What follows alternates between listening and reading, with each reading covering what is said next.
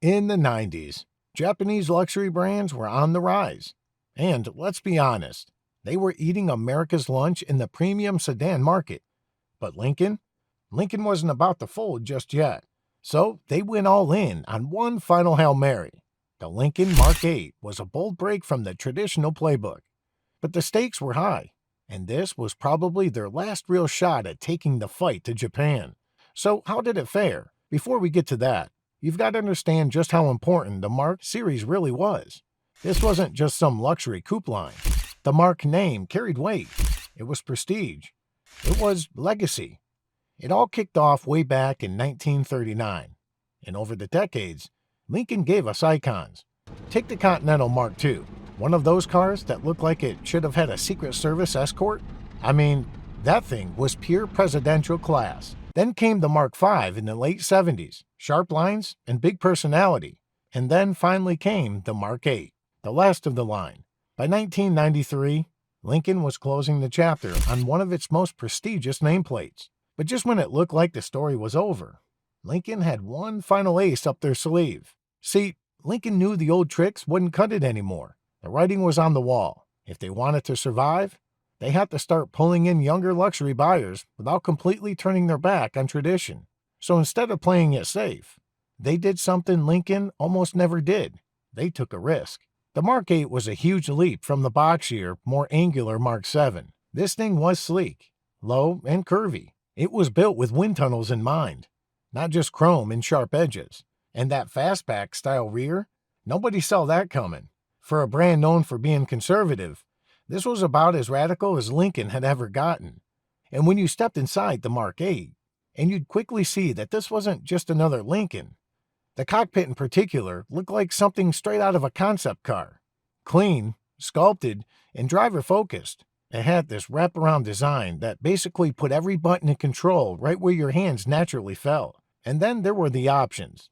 You see, Lincoln didn't just throw in gimmicks. This thing could be had with a voice-activated car phone, which felt space-age back in '93. And the features? Oh man, Lincoln didn't come to play. This thing had a voice-activated car phone in 1993. That was the kind of tech that made your neighbors lean over the fence and go, "Wait, your car does what now?" And to top it all off, it had an 8-speaker JBL stereo that could turn a Sunday drive into a rock concert. But the real surprise wasn't in the shape or the cool features. It was what Lincoln slipped under the hood. At the heart of it was Ford's brand new 4.6-liter V8. But why was it special? Well, it was the first time this advanced engine showed up in a production car. And it didn't disappoint.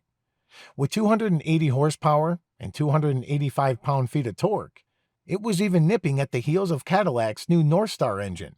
When it came to real-world numbers, the Mark 8 could hit 60 in just 6.8 seconds, a solid step up from the old car, which took a more leisurely 8 seconds to hit 60.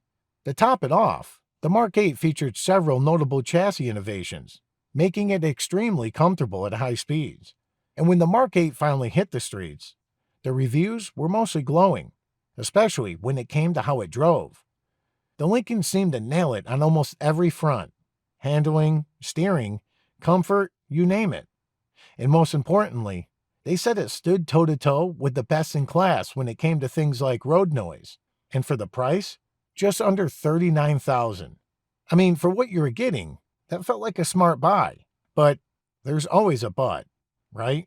The Mark 8 entered an increasingly crowded luxury coupe segment, facing competition from Japanese automakers and even the Mercedes 300 CE from Germany.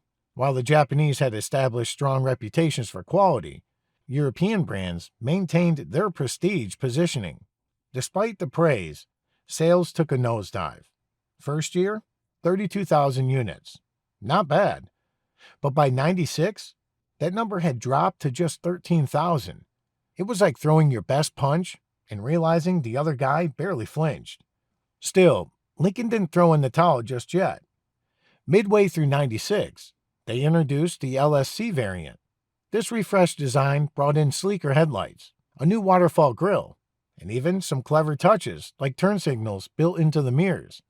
Under the hood, the LSC's V8 got a bump to 290 horsepower, pushing this big coupe from 0 to 60 in a solid 7 seconds flat. Still fast, still smooth, and still fun.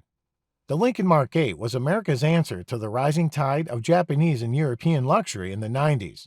Backed into a corner, Lincoln didn't roll over. They swung back. And what came out of that fight was the most radical Mark ever built. Bold styling, cutting-edge tech, and real performance to match. Yes, it didn't save Lincoln's place at the top, but it proved something important, that Lincoln was still willing to take risks and adapt to a changing world. That American brands could build high-tech, sophisticated machines that stood up to the best from Germany and Japan. And while the showroom lights eventually dimmed, the car's legacy lives on. Parked in collectors' garages, still turning heads at car shows, and sitting proudly as a reminder of Lincoln's boldest moments. Ultimately, the Mark 8 was more about sales figures.